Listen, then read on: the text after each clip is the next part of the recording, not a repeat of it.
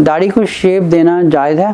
देखिए, दाढ़ी को जो डिज़ाइनिंग होती है, डेकोरिंग होती है, ये करना बिल्कुल भी जायज़ नहीं है, क्योंकि हमें जो हदीस मिलती है, रसूल सल्लल्लाहु अलैहि वसल्लम ने फरमाया कि आप अपनी मूँछों को ख़त्म करें, उनको ट्रिम करें और अपनी दाढ़ी को बिल्कुल छोड़ दें। अब सवाल यहाँ पे ये पैदा होता है कि कुछ लोग कहते हैं कि 2 मुट्ठी होनी चाहिए, 1 मुट्ठी होनी चाहिए, फलाना होनी चाहिए। तो बेसिकली इसकी कोई लिमिट बिल्कुल नहीं है। लेकिन जहाँ पर बात आती है शेप की, आप उसको बिल्कुल भी डिकोर नहीं कर सकते। This is not allowed to डिकोर।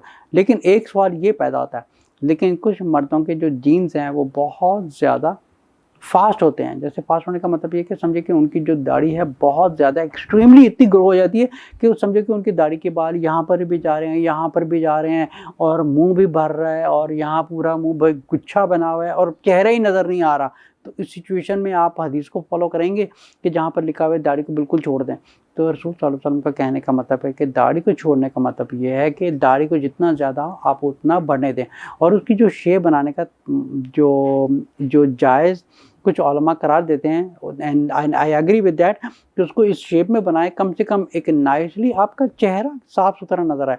अब ऐसा नहीं है, क्योंकि रसूल सल्लल्लाहु अलैहि वसल्लम ने फरमाया कि दाढ़ी अब there was a very funny photo कि किसी ने सऊदीया में से भेजी थी।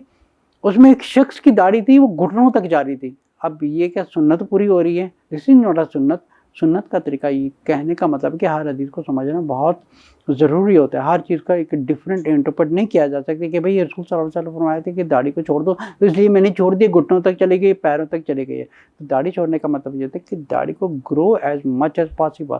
लेकिन कुछ लोगों के जो जीन्स ज़्यादा होता है, उनके चेहरे के समझ के यहाँ पर बहुत ज़्यादा बाल आ जाते हैं, यहाँ तक बाल आ गए, यहाँ पे आ गए, समझ के चेहरा कवर होना शुरू हो जाता है, यहाँ पर बहुत ज़्यादा बाल, इतना बदन वो तो पूरा ढेर बन जाता है। तो इस सूरत में क्या करेंगे? इस सूरत में एक जायज़ है, व्हाट इज़ रेकमेंडेड, कि आप अपनी दाढ़ी को अच्छे तरीके से साफ़ सुथरा बनाएं। साफ़ सुथरा कहने का मतलब ये नहीं होता कि आप उसकी वो जो कुछ स्पेशल रेज़र लेके उसकी डिज़ाइनिंग शुरू कर देते हैं, ट्रिमिंग करना, उसकी कोई शेप्स बनानी, डेकोरिंग करनी, उसमें डेकोरेशन बनाने।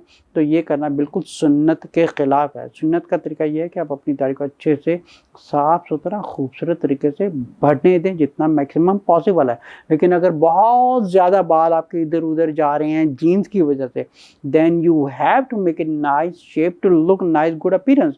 क्योंकि एक हदीस में रसूल सल्लल्लाहु अलैहि वसल्लम ने कि अल्लाह ताला जमील है और जमाल को पसंद करते हैं। तो इसलिए अपने आप को खूबसूरत और साफ़ सुथरा रखना, ये भी एक वन ऑफ द तहारत में शामिल होता है और खूबसूरती में शामिल होता है। अब ये नहीं होता कि आप दाढ़ी को पूरा खुला छोड़ दें और दाढ़ी के बाल यहाँ भाग रहे हैं, यहाँ भाग रहे हैं, और नाक में जा रहे हैं, पानी पी रहे हैं तो पूरा पानी यहाँ निकल रहा है।